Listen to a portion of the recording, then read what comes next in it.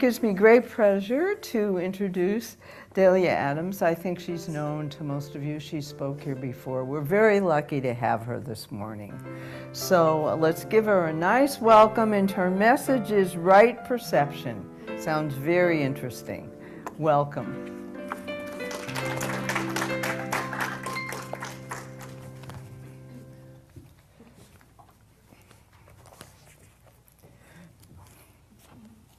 So thank you so much for inviting me back. I hope you all know what a wonderful community this is, what great energy there is in this room, in this space. And because of that, I really enjoy being here with you and getting to share some ideas and thoughts. Today I want to talk about right perception. And in my own background, I've studied quite a bit of psychology, and perception is a topic that is explored in depth. There's a lot of research on it. And when I first found unity, I went through psychology graduate school for 7 years, moved to Florida from Ohio, to do an internship, and I found unity within my first few weeks of being in Florida. And I instantly felt at home, if anybody here knows that experience.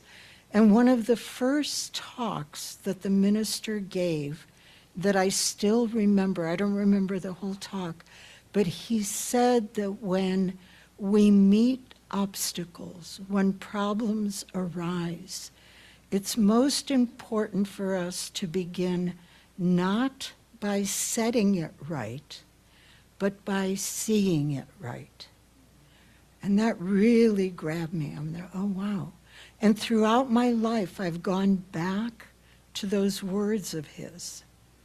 Okay? And you know what? It works. It makes a huge, huge difference. So what he was saying, instead of jumping in and taking action, begin by working with my perception. And perception is a combination of the information we take in from our world and what our minds does with it. Okay? Sensation is the process through which our eyes, ears, our nose, our taste buds, our kinesthetic sense, all take in information from the world in which we live. And then depending on the nature of our sense organs and what they can read and what they cannot read, almost instantly our mind gives it meaning. Okay?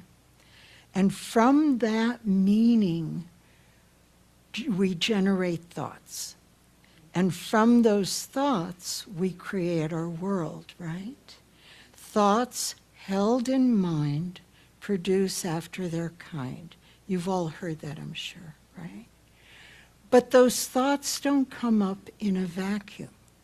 Those thoughts come up from our beliefs, from our experiences, and most of all from our perceptions. And in psychology, they study how the stimulus, the sensations, and what our mind does with it, our perceptions, how they're all interrelated. So, an example of one of the things, well, before I go there, a little more on sensations. Two people can look at the same event, and we have similar sense organs, right? And if you interview them, you would probably get similar stories, but there would be differences. So who's right? Right? Or I didn't get my slides in here quick enough for you guys, but in my slides, I have two pictures side by side of the same daisy. And through human eyes, that daisy is white, but through the eyes of a ladybug, it's a yellowish orange. Who's right? You know? Who's right? It depends on the mechanism that we have for taking in the information. So we could fight with the ladybug for a long, long time saying it's white, it's not the orange you're seeing. But we do that with each other because one person will perceive one thing, another person will perceive another thing, and boy, we get into it about who's right. And how do we know what right perception is? So we'll be talking about that right perception, about the way we give meaning to the information that we take in. When I was brand new, we might not do much if I can't say. Oh no, that is one page. When I was first in Florida, brand new in Unity, I was working on my dissertation. I had completed my internship, all of my studies, and all the work I needed to do, but I was working on this dissertation and was stuck, absolutely stuck. So a friend of mine from graduate school who was also working on her dissertation and felt stuck came down and stayed with me for a couple months, and we encouraged each other, right? And we were both nearly broke because graduate school will break you, okay?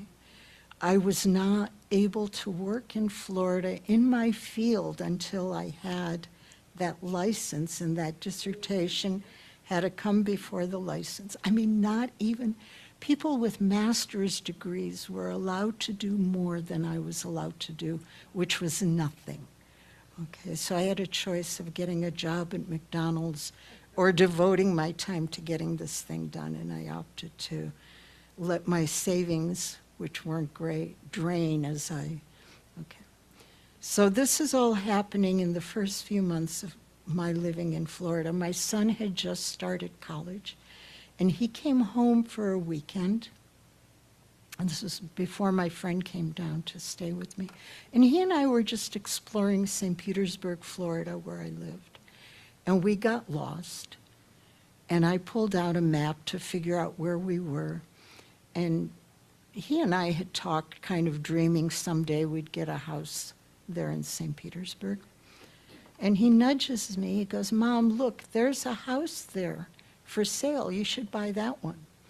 Now, it wasn't a mansion, but it was a very nice house. It had a beautiful yard, a huge oak tree, and it was on the water, so the back view would include Tampa Bay, right? So which is, you know, kind of a nice house. It was on a little island, you know, so it was exclusive by fact of it was on an island. And I'm just about broke and have been running on near broke throughout graduate school. And I turned and I looked at him and I yelled. It was not my finest moment. And I said, "How dare you?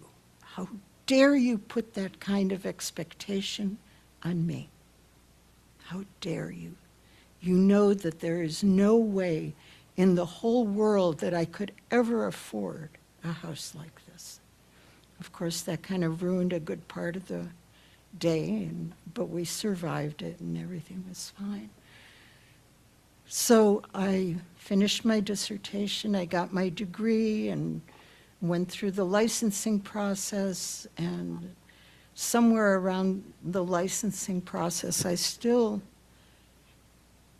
I could be off, but if I was earning any money, it wasn't much at this point, and I was deeply in debt. And this was when my friend was with me, so it wasn't quite that far into it. But what I had done is I had already signed up for a prosperity class in this new church I had found, and it was the 4T class. Anybody familiar with that? It's one of the old traditional prosperity classes. And so I was learning all about creating a treasure map, about envisioning my heart's desire, about sharing my heart's desire only with my prayer partner who would uphold the vision. I was learning how to pray with words like, God within me brings into being my heart's desire. And what my heart's desire was a house on the water. Now, part of me knew this was absolutely, totally ridiculous, but I was enjoying this class, and why not? I was playing with it. But the wonderful thing about playing with it is I didn't worry about doubts. I didn't second guess, because when you're playing, anything goes, right? So I was playing with it. I had this vision board up. My friend came, and we're still working on our dissertations. And she and I had no money for entertainment, and we were working very, very hard. So our entertainment was lunchtime to go to the pool at the apartment complex. And in the late afternoons, we would take a break by going looking at houses that were for sale. I mean, that's a free entertainment. And because there is absolutely no possibility of ever getting one of these houses, we went to million-dollar mansions. And back then, million-dollar mansions in Florida were quite something. We went to small, but only houses on the water. Right? So someday, if we ever talk about prosperity and manifestation, I'll fill in the details. But the short version is, I bought that house. I did not realize when I was doing it that it was the same house that I had parked in front of that my son said, Mom, you should buy this house. I didn't put that together for months. And one time when he was visiting, I said, you know, this is the house you told me to buy. He goes, yeah, I knew that. Perceptions. I began with a perception of no way is this possible. I looked at that house. I gathered all the evidence logical, reasonable evidence why this should not be possible. I lashed out at my son. But then thankfully I was caught up in this 4T class, and I was just doing one step after another. I was playing with it, so I didn't worry about it. I didn't fret. I just played with it, and I bought that house. So our perceptions are influenced by our biases, our fears, our expectations, where we place our attention. I was originally placing my attention on the limitations, on all the reasons why not. And then through the course of that 4T class, I switched my attention and my focus to prayer, to vision, to what I was being taught. And we have selective attention. Aren't there things that from the beginning, we just cut off or assume are not possible? I just had a health challenge, and I had to move from this is awful to this is an opportunity, you know, that the truth of who I am is the life and presence of God, and that shift makes a big difference. There's all sorts of studies in psychology about where we place our attention determines what we see, and then in unity we know what we see determines what we think, and what we think, what we hold in mind creates our world, right? One of the studies in psychology is they had a group of, I think, 8 people in a lobby area inside a building, and these 8 people were passing a basketball back and forth. It was 2 teams of 4. Observers who were part of the experiment had to count how many times that basketball was passed. So their attention was on the basketball, because at the end of each session they had to report how many times they saw the ball passed. Right in the middle, and it would be like 5-10 minutes that they were watching this basketball going back and forth. The experimenters had a large gorilla, not a real gorilla, a person dressed as a gorilla, black gorilla costume, walk right in front of these basketball players and just kind of, and then go up, in one side, out the other. And none of the observers saw the gorilla. None. I mean, if you took a still shot, you can't miss it.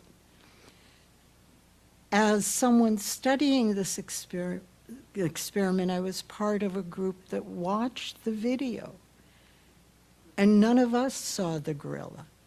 And then when they stopped the video and you could see the picture, it was so obviously there.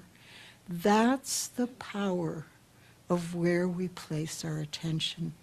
And in Unity, we keep being taught that to place our attention on that which is possible, that which is aligned with the power of God, that which is aligned with love and oneness, because our perception shifts.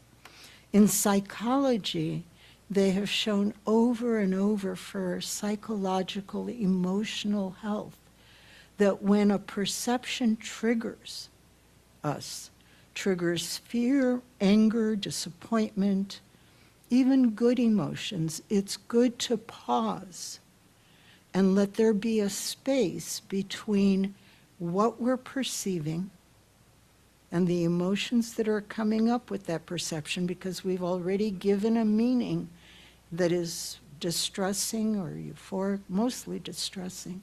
And if we can create a pause between our perception and our response, what we do about it, that is psychologically, and I argue spiritually healthy. I had an experience with that when my son and his family lived in Vancouver, and my granddaughter was about to have her first Christmas. So, and at that time I was living thousands of miles away, but I flew to Vancouver to experience this Christmas. And it was a good, amazing time. We're exchanging presents. And my son gives me, I think there was a card, and then there was some candy or something, and this little tiny tin of loose tea. I mean, it was like ½ inch, at most 2/3 of an inch thick. And that's it. And my heart felt, and I felt so hurt that I was not important to my son. Can you imagine the feelings that were generating inside? Thankfully, I was wise enough to pause and not blurt out how hurt I felt. Like, is this all you think of me? Because those were the thoughts. Okay. And I'm so grateful for that pause, because I spent a week there. And toward the end of the week, the tea was delicious. It was amazing. But I used it up, so I thought I would go to the Vancouver Farmers Market, and it's amazing. One of the best markets I've ever seen anywhere in the world. And so I went to the booth that sold teas, exotic teas, and I showed him what I had, and I said, I'd like to buy another tin of this. And this is, my granddaughter is 19. So 19 years ago, money, you got more for your money than you do today. And the man behind the counter fills up a tin just the same size, and he said, that'll be $55. For new parents who were also struggling with money, that was an amazing gift, because my son knew I liked good teas, right? Boy, did my perception shift. Okay. So, what is right perception? How do we know what is right perception? St. Francis, everybody here has heard of St. Francis? Okay. And there's a prayer that says, God, make me an instrument of your peace, that we call the prayer of St. Francis.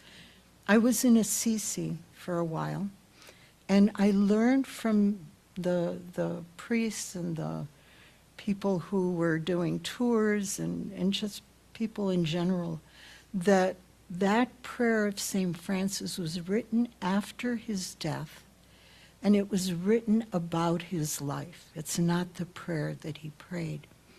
But there was a church where he would go to pray very regularly, and he would kneel at the altar and by a guardrail, and the place where he knelt, there was like a bronze plaque with the prayer that he started his prayers every day he was there. And I don't remember the rest of the prayer, but either right at the beginning or close at the beginning, he would pray, God, grant me right perception. And when I saw those words, they touched me, and I didn't know why they touched me so deeply.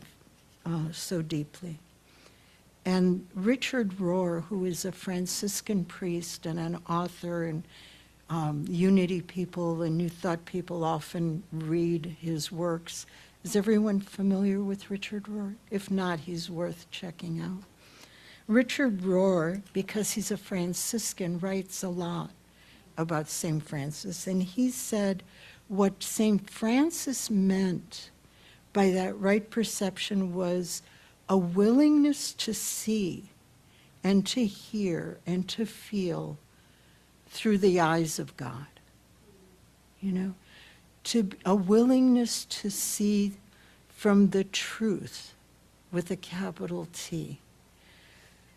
The willingness to see through the mystery that is God, instead of being limited by our human perceptions, which are defined solely by logic and physical evidence. I had a lot of physical evidence why I could never buy that house, right? But through God's eyes, there was a different truth. Richard Rohr says that what St. Francis meant by right perception was a willingness to see through the eyes of love. And most important, a willingness to allow everything to be new. A willingness to allow those limitations that we've been carrying maybe for a lifetime. Quoting Richard Rohr, he said, much of Francis's genius was that he was ready for absolute newness from God. So whatever the circumstance, whatever the evidence, right perception is that willingness to allow God to know better, to know that more is possible, to see through the eyes of infinite possibilities, right? We have a wonderful example of that in our unity movement. Myrtle Fillmore grew up with endless evidence that she was sickly, limited, probably doomed to a short life, and doomed to not being able to accomplish much in her life. And she was sitting, listening to a talk by a speaker named E.B. Weeks. And E.B. Weeks did not say this, but from within herself, she heard the words, I am a child of God. I do not inherit illness. That was a brand new way of seeing who she was, seeing her physical condition, and it was a brand new way of seeing her possibilities. Right? Now, was she finished? No. She spent 2 years every single evening going into her room, closing the door, and staying in prayer and meditation, during which time she sent love to her body and affirmed the truth of her wholeness. 2 years. I've heard people say, I've tried that affirmation stuff. I have tried that visioning. I've been doing it for a month, and it does not work. Okay? Imagine if Myrtle would have shifted back and said, no, the doctors have been right. This hasn't worked. I've been doing it for a month, right? Okay. Or when I manifested that house, it's not like I just put up the treasure map and I sat around waiting for things to happen. Part of the instruction that I got in that class is to hold that vision, say the prayers, hold the faith, and then do the next step. And those next steps, some of them were really bizarre, but they were the obvious next step. And it all worked. Right? Again, we should talk about prosperity because it's a great story with many more details.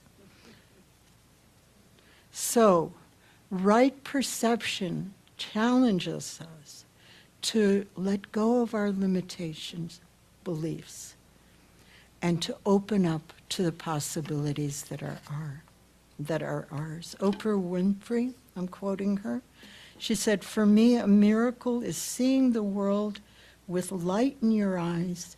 It's knowing there's always hope and possibility where none seems to exist." Right perception. According to Oprah, it leads to what she calls miracles. And another important area is the way we tend to see ourselves as limited, sometimes not good enough, not pretty enough, not tall enough, not short enough, not smart enough, not capable enough. Or we see our situations as absolutely horrible. One of your wonderful members shared with me an experience while on the road where the car went over a log and it was stressful. There was gratitude there that everyone was safe. But now time has gone by and it was a funny story. We all stood around laughing at how that turned out. The difference in perception, what was horrible at one point in time, is a humorous, funny story to share today. So always reaching for that new perception of the situations and of ourselves. It's ours to let go of the perceptions of ourselves that says we're limited and not enough. Meister Eckhart said, "The eye through which I see God is the same eye through which God sees me." Just imagine the eye through which you can envision the divine, the truth, that which we call God. The eye through which you see God is the same eye through which God sees you. So how is it that you look in the eyes of God? God sees only your possibilities, your power, your potential, your beauty, the love that you are. Meister Eckhart also said, "My eye and God's eye are one eye, one seeing, one knowing, one love." So when I am seeing through the eye of God, I am experiencing right perception. And so it is. So we move now into our meditation. Am I getting things straight? Okay. So I invite you to sit comfortably.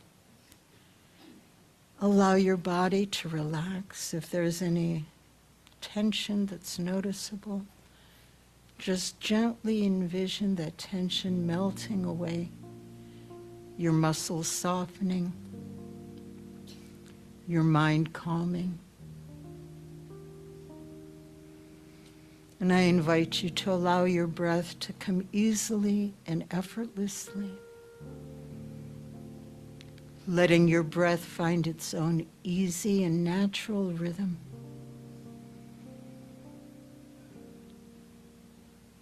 If it's helpful, take 1 or 2 slower breaths,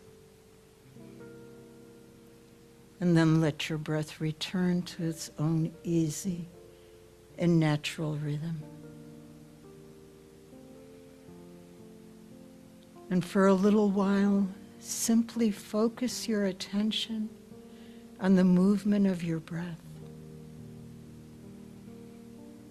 recognizing that this breath is the breath of God breathing you in this very moment.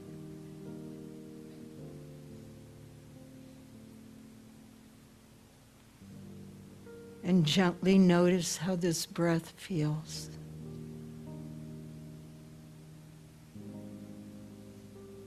Notice how it feels when you breathe in and when you breathe out.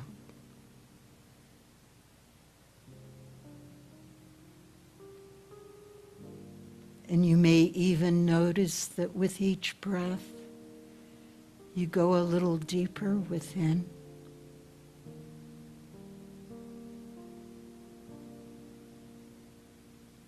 Deeper into that sacred space within you,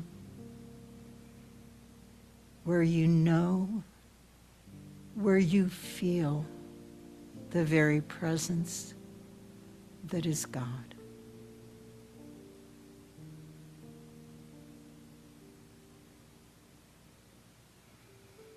And in the presence, I invite you to ask, God, grant me right perception.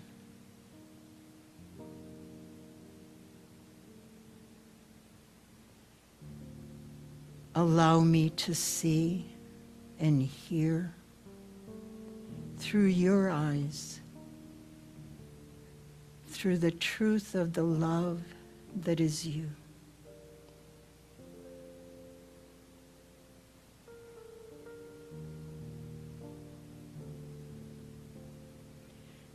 And notice what it is like to see and to hear as God does.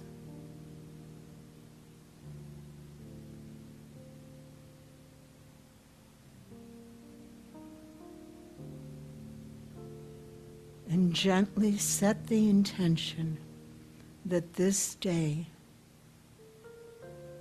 I am seeing through the eyes of God.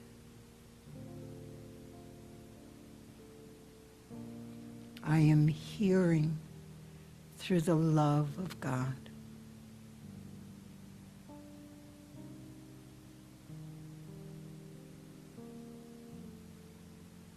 God, grant me right perception.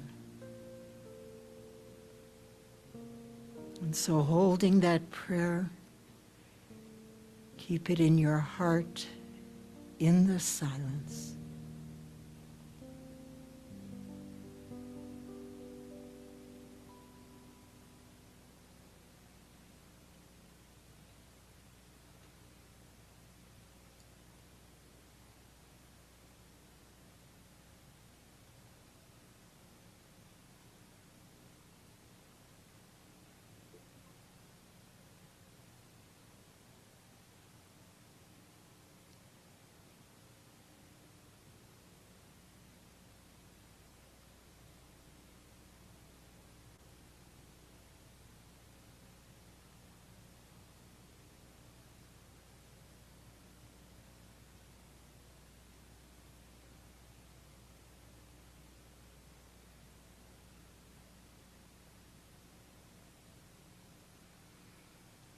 So through your presence within me,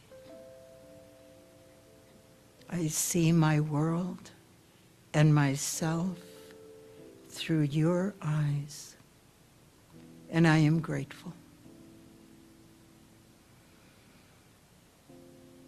And so join me in a silent thank you.